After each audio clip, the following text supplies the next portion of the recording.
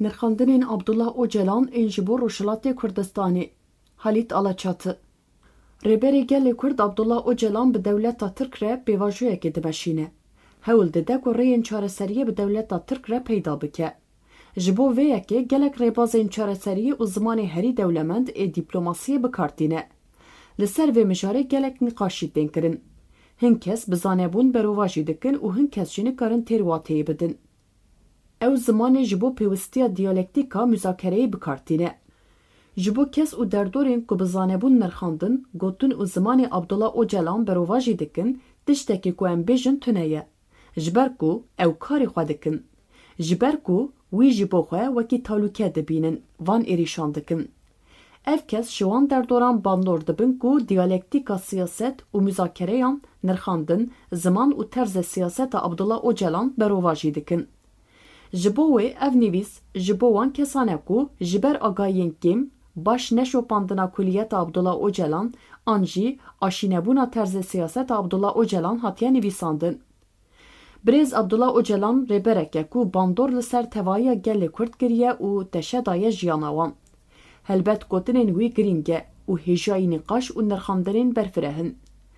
Öcalan bandorê li ser çar parçeyên Kurdistanê û diasporayê dike. Ne tenê teşe dide siyaset, sosyolojî û pêşeroja Kurdan, bandorek diyarker li siyaseta dewletên dagirker ên Kurdistanê û hêzên navneteweyî jî dike.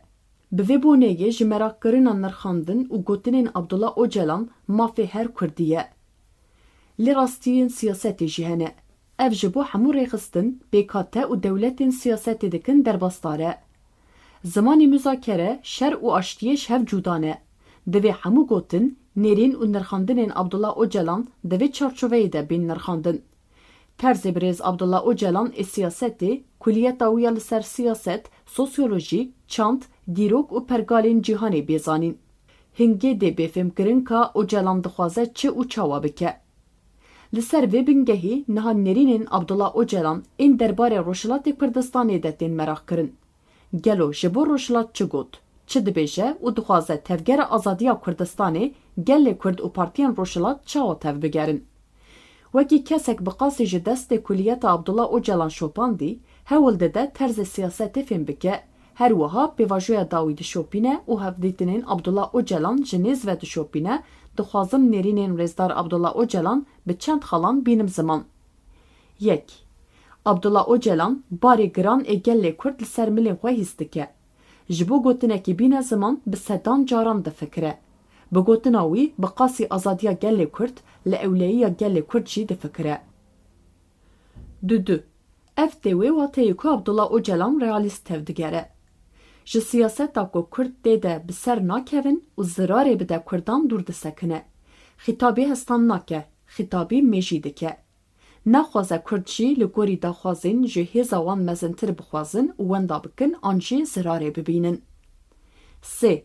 Abdullah Öcalan bê navber gotina îxtimal heye ku pêncî xezayan bînin serê Kurdan dubare dike.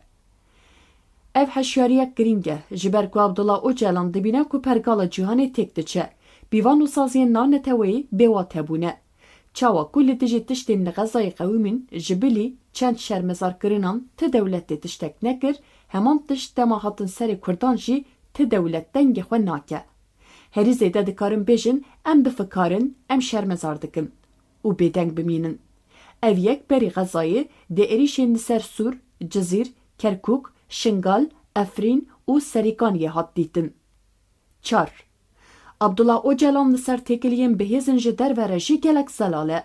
Dibêje ku hêzek ji we alîkariyê bixwaze hîç texsîr nekin. Heta herin têkiliyan deynin û tifaqan çê bikin. Lê şiyar bin. Tifaqên stratejîk bikin. Sibe, du sibe, dema êrişê we kirin, bikaribin xwe biparêzin. Bila tifaqên we di rojên giran de sûdê bidin we. Abdullah Öcalan herî zêde jî di mijara Rojavayê Kurdistanê de ev heşyarî kirin. Dema mijara İsraîlê ve dibe her tim heşyar dike. Bi İsraîlê re tifaq çê bikin. Lê qelsiya we ya herî mezin parastina hewayî ye.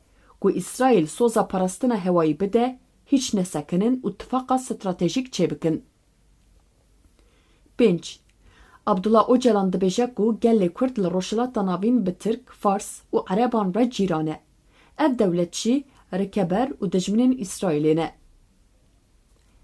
Ku Kurd bi İsraîlê re tifaqê bikin, dê bi neçarî dijminiya van gelan û dewletan re rûbirû bimînin. Ku parastina wan nebe dê Kurd bên fetisandin. Ji bo wê tifaqa stratejîk nebe, têkiliyên taktîk, ji bo Kurdan felaket e. Pêşketinên li Rojava ev gotin û siyaseta Abdullah Öcalan jî piştrast kirin. İsraîl, DYA û Ewropayê Kurd û wekî karteke li dijî Tirkan bikar anîn, tawîzên dixwastin wergirtin û pişt re bêdengman. 6.